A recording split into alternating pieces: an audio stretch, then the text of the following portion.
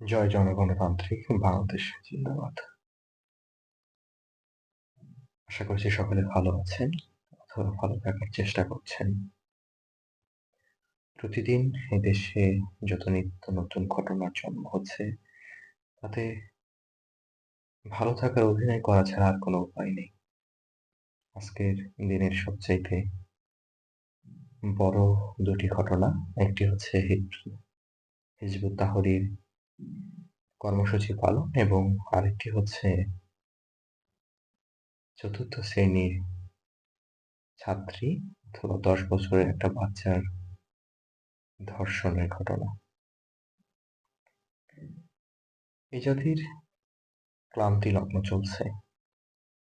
দেশের রাষ্ট্রীয় ব্যবস্থা কতটা বিপর্যস্ত সেটা বলার বাহিরে রেখে সবচেয়ে বলা হচ্ছে বা বলতে হচ্ছে যে এদেশের মানুষের জীবন ব্যবস্থা, রুচিবোধ, মানসিকতা কতটা নিচে নেমে গেছে।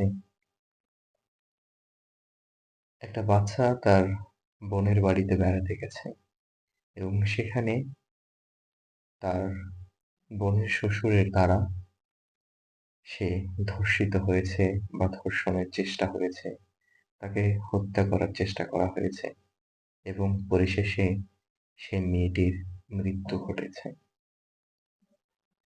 এই কথাগুলো বলার আগে নিজের প্রতি ঘৃণা জন্মাচ্ছে, কারণ আমি একজন পুরুষ, আমি একজন ধর্ষক।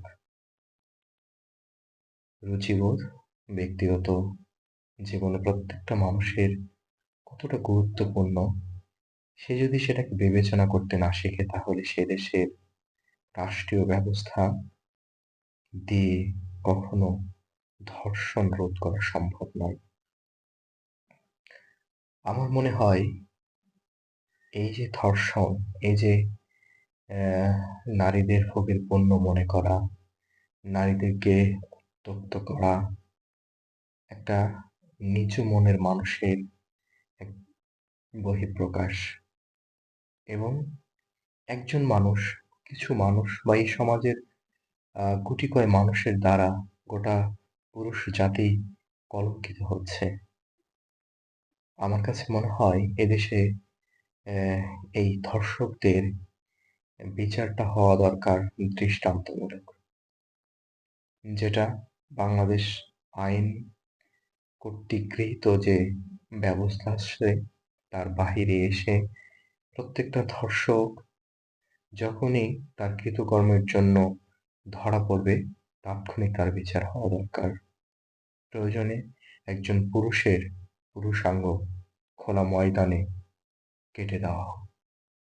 অন্তত প্রত্যেকটা পুরুষ সেটা দেখে নিজেকে একটু হলেও সংযত করুক এবং আগামীর ভবিষ্যৎ, আগামীর প্রজন্ম, আগামীর মেয়েগুলো একটু নিরাপদ বোধ করুক। আয়ামে জাহিলিয়াতের যুগে মেয়েদেরকে ক্ষতির বিষয় মনে করা হতো। একজন বাবার একটা মেয়ে জন্মদান করলে নিজেকে ঘৃণিত ব্যক্তি মনে করত, কিন্তু তারা এইভাবে ধর্ষণে লিপ্ত হতো না, তারা তাদেরকে সেখানেই হত্যা করে দিত।